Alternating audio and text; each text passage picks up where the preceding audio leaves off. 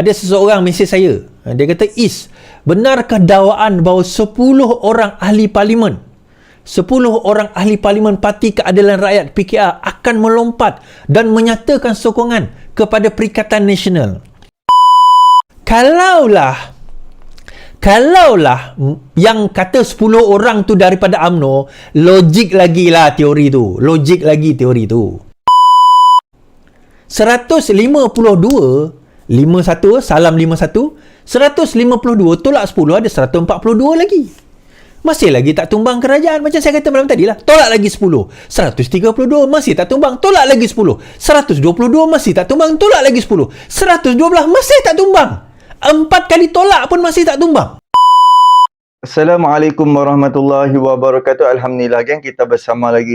Okey, geng. Betul ke 10 orang daripada Parti Keadilan Rakyat akan secara tiba-tiba melompat, terbang bersama dengan Perikatan Nasional? Itulah yang digembar-gemburkan oleh puak-puak set-set Perikatan Nasional. Jadi, hampa nampak tak? Sekarang ni dah 5 orang daripada Perikatan Nasional dah bagi sokongan terhadap Datuk Seri Anwar Ibrahim. Jadi, depa nak tutup kemaluan depa nak tutup kemaluan Perikatan Nasional dengan buatkan create satu isu. Tiba-tiba daripada PKR akan melompat masuk ke Perikatan Nasional, akan menyokong Muhyiddin Yassin sebagai Perdana Menteri. Contoh macam sekarang ni Dr. Samsuri, Dr. Sam sebagai Perdana Menteri. Jadi hampa perasan tak kan? Ini ketidakmaluan puak-puak ni dah habis hujah, dah tak ada modal untuk mereka nak kalih cerita, mereka nak kalih keadaan, mereka nak kalih isu.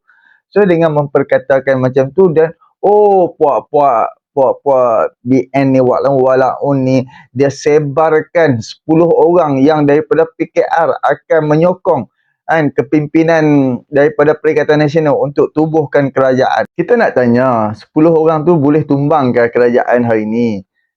Dan masuk akal ke tak masuk akal? 20 tahun lebih berusaha berjuang bersama Datuk Seri Anwar Ibrahim daripada tertubuhnya Parti Keadilan Rakyat 20 tahun lebih, tiba-tiba dapat jadi kerajaan tapi nak pi sokong pembangkang. Masuk akal ke tak masuk akal, geng?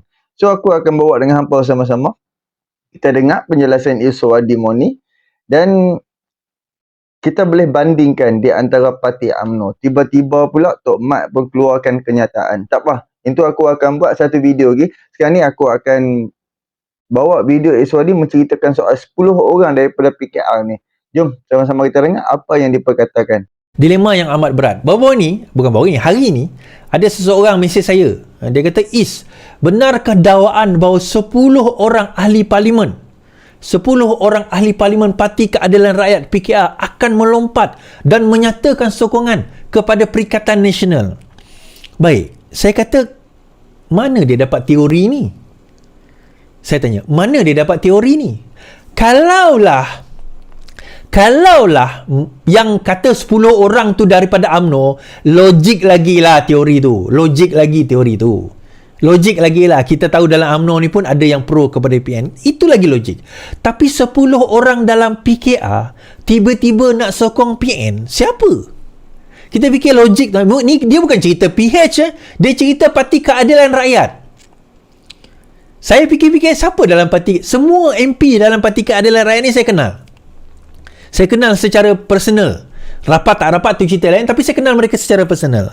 Saya fikir-fikir siapa agaknya. Ni saya tahu itu mainan dia orang nak throw us off balance. Saya tahu dia orang saja nak rock our boat. Saya tahu rattle our cage. Saya tahu itu permainan dia orang. Saya tahu.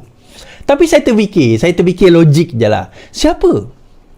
Okey, dia ada 2 kumpulan ahli parlimen di dalam Perikatan Nasional. Satu orang Islam, satu orang bukan Islam. Nah, orang bukan Islam di dalam Parti Keadilan Rakyat PKR, dia takkan sokong PN, tuan-tuan. Takkan sokong PN selagi mana ada PAS dekat situ. Selagi mana ada parti yang menunggang agama, yang merosakkan agama Islam, yang menjadi parti ajaran sesat, kita kata, maka di situ orang bukan Islam takkan memberi sokongan kepada Perikatan Nasional, apatah lagi nak pergi melompat, apatah lagi nak menyatakan sokongan.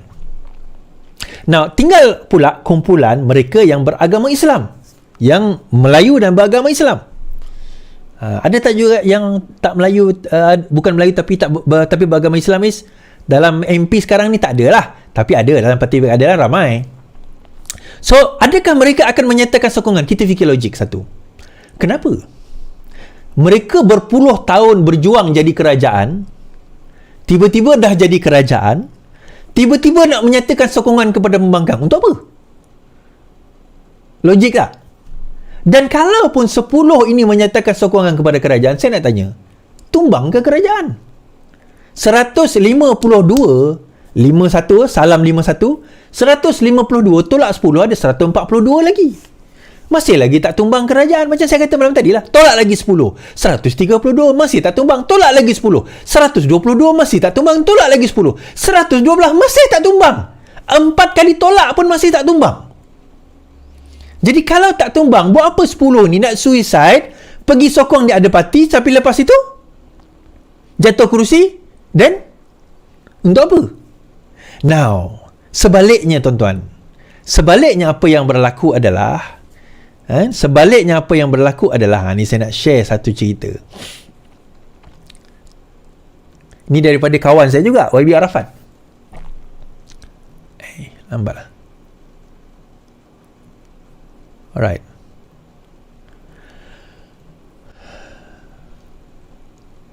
Tiga adun pembangkang sokong kerajaan PHBN di Perak. Naib Pengurusi PKR Perak Muhammad Arafat Variasi Muhammad mendakwa sekurang-kurangnya 3 adun pembangkang menyokong kerajaan negeri PHBN. Bagaimanapun, Ketua Pembangkang Negeri Razman Zakaria menyifatkan dakwaan itu sebagai provokasi politik murahan. Laporan memetik media Arafat gambar bawah berkata, 2 adun telah bertemunya bulan lepas dan bulan ini untuk menyatakan hasrat mahu membantu rakyat dan mengukuhkan lagi kedudukan kerajaan perpaduan negeri Perak dengan menyokong kepimpinan. Pemimpin PKR itu yang enggan mendedahkan nama adun berkenaan berkata ketiga-tiga mereka tidak akan meninggalkan parti masing-masing. Mereka duduk dalam parti mereka, tidak menyeberang, iaitu duduk bersama di dalam blok parti pemerintah di Dewan Rakyat, tetapi lebih kepada menyokong kepimpinan Menteri Besar Perak Saharani Muhammad, katanya. Arafat berkata ketiga-tiga adun itu yakin dengan kepimpinan Menteri Besar dan Perdana Menteri Anwar Ibrahim di peringkat negeri dan persekutuan. Pada masa ini PHBN mempunyai 33 kursi, manakala PN mempunyai 26 kursi. Kalau tolak 3 jadi 23, 33 jadi 36. DIP mempunyai sekurang-kurangnya kursi tertinggi iaitu 18 kursi dan PAS pula 17 kursi. Nah, saya tambah lagi apa yang Arafat ni kata. Dan bila Arafat ni kata, tuan-tuan, ni bukan benda baru, ni benda yang saya bincangkan juga. Bukanlah dengan Arafat, tapi kita bincangkan juga dan kita perhalusi. Dia macam ni. Saya sarankan, pertama sekali kerajaan kena jelas dan kena ada MOU yang tersedia. Kena ada MOU yang tersedia sekarang ni. Maksudnya kerajaan sudah ada MOU yang dia boleh sediakan, yang ada untuk memastikan kalau sesiapa yang melompat, mereka sudah clear dengan apa yang berada, apa yang perlu mereka lakukan kalau sekiranya mereka menyokong kerajaan. Itu yang pertama. Yang kedua, ada 3 lagi ahli parlimen. 3 lagi ahli parlimen Perikatan Nasional yang akan menyokong kerajaan PMX. Tadi YB Arafat kata 3 daripada Perak. Saya kata 3 lagi daripada Perikatan Nasional yang akan menyokong PMX.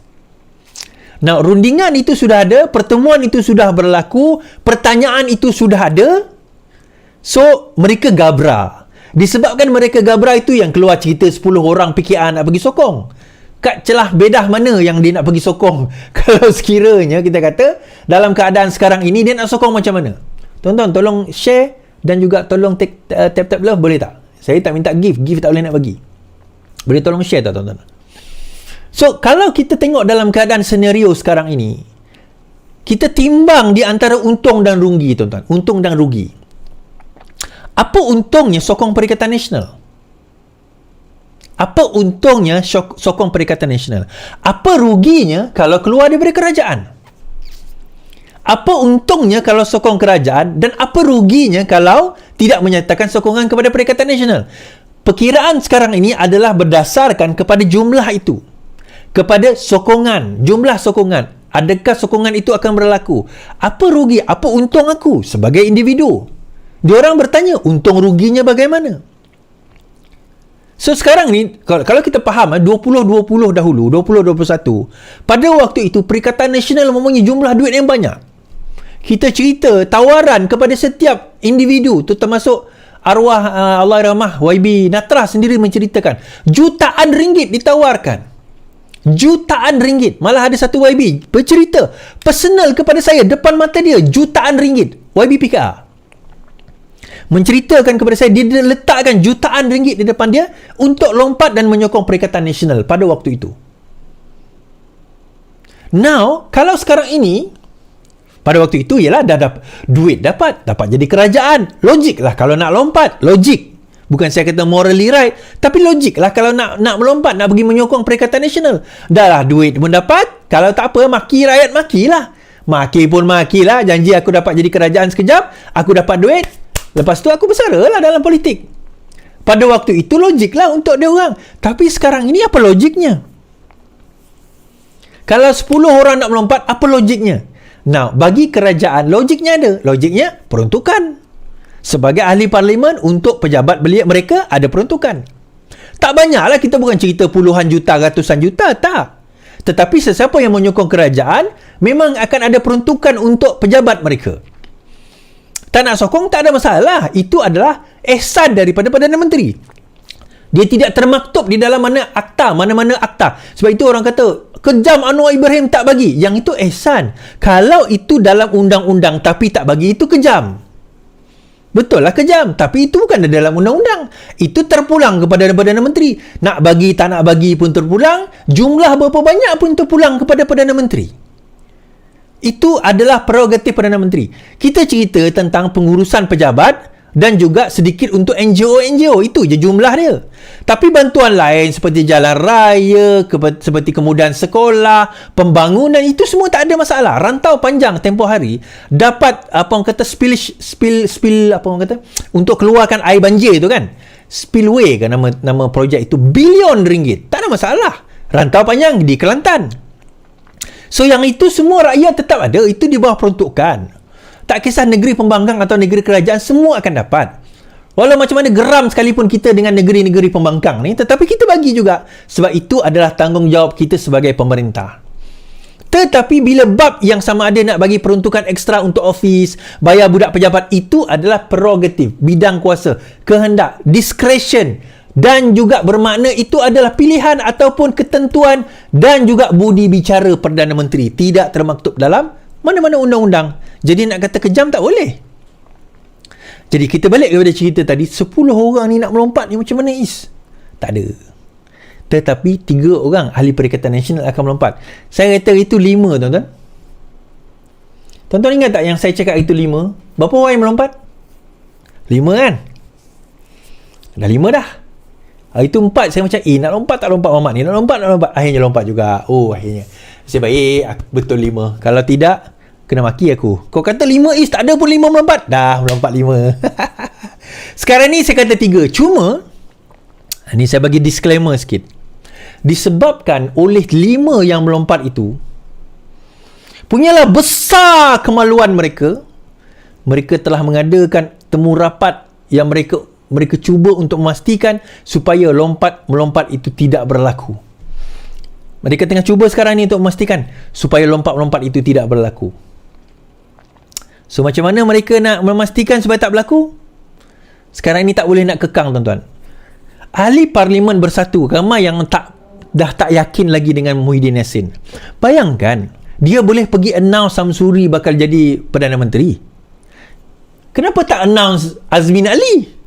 Kenapa tak announce Hamzah Zainuddin? Kenapa announce Samsuri? Kenapa? Kenapa announce orang di luar parti dia? Dan bila dia announce sebegitu, bukannya dia nak memenangi hati orang PAS, dia menyinggung hati orang PAS. Kenapa announce Samsuri? Kenapa tak announce Haji Hadi? Kenapa tak announce Tuan Ibrahim Tuan Man? Adakah naib presiden tu lebih tinggi kedudukan? Padahal dia bukan ulama, dia bukan ustaz, daripada Tuan Ibrahim Tuan Man yang seorang ulama, seorang ustaz, lebih tinggi daripada Syekhul Islam Haji Hadi Awang. Muhyiddin Yassin boleh dengan sewenang-wenangnya pergi announce Samsuri yang bukan ustaz, bukan ulama, tiba-tiba bakal jadi Perdana Menteri. Itu sudah menyinggung perasaan orang PAS, dalam masa sama menyinggung perasaan orang di dalam perikatan, di dalam Bersatu. Sehingga Hamzah ada yang mengatakan sepatutnya Samsuri itu jadi ketua pembangkang, bukannya Hamzah Zainuddin. So adakah kemungkinan perkara tersebut akan berlaku? Ya. Kemungkinan besar perkara tersebut akan berlaku. So tuan-tuan, itulah dilema dinamik politik yang berlaku dalam negara kita. Alhamdulillah, geng. Okey, geng. Masuk akal ke tak masuk akal? Depa ni cerita dia ni, Perikatan Nasional ni depa duduk tengah di dalam nyawa-nyawa ikan, kan? Tiba-tiba sepatutnya yang bakal jadi Perdana Menteri adalah Muhyiddin Yassin. Tapi di dalam kempen pilihan raya Kemaman tu, tiba-tiba Muhyiddin Yassin dia tak sebut pun Azmin Ali, dia tak sebut pun Hamzah, dia tak sebut pun Hadi Awang. Tiba-tiba dia sebut Dr. Sam. Jadi sekarang ni yang daripada orang-orang Bersatu pun kecewa dan sakit hati. Kami yang 30 orang lebih ahli-ahli Parlimen Bersatu ni mengharapkan Muhyiddin menjadi Perdana Menteri. Tahu-tahu Muhyiddin cakap, ni Dr. Sam yang akan menjadi Perdana Menteri. Jadi dia akan wujudkan syak wasangka terhadap ahli-ahli Parlimen hak di bawah. Samalah hak yang dengan PAS. PAS ni cukup syok, cukup bangga lah, cukup seronok lah, sehingga walaun daripada Terengganu ke Maman ni duk buat poster, kan? Oh, Dr. Samsuri sebagai Perdana Menteri, Dr. Samsuri PM11, dia buat dalam bahasa baku apa atau IV8 apa atau 11 punya nombor, kan? Macam Anwar Ibrahim 10, dia buat X, kan? Ini 11. Jadi bukan main lagi gembal-gembur di dalam media-media sosial Dr. Samsuri sebagai Perdana Menteri. Tapi ni yang daripada side Parti Bersatu pula ni, boleh tengoklah, kita tunggu akan lagi ramai yang akan meninggalkan, yang akan bagi sokongan terhadap Anwar Ibrahim. Sebab apa? Kepimpinan tu daripada hilang kepercayaan, kan? Ahli-ahli Parlimen macam pembangkang hilang kepercayaan terhadap Muhyiddin Yassin tau. Itu bukan mainan, itu adalah hakikat, memang benar-benar berlaku.